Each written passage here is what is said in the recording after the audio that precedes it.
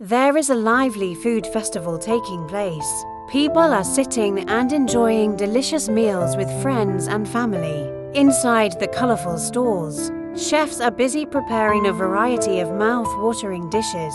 The aroma fills the air, adding to the excitement.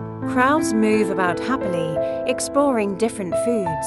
The entire area is buzzing with energy and joy. People enjoy a wide variety of food from different cultures and cuisines.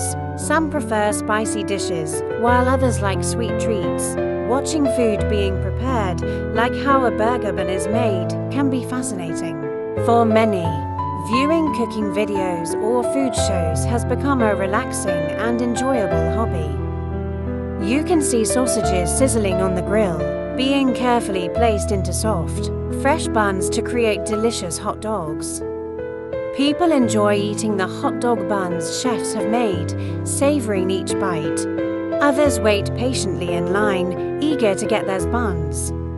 The scene is lively, filled with the aroma of grilled sausages and happy faces.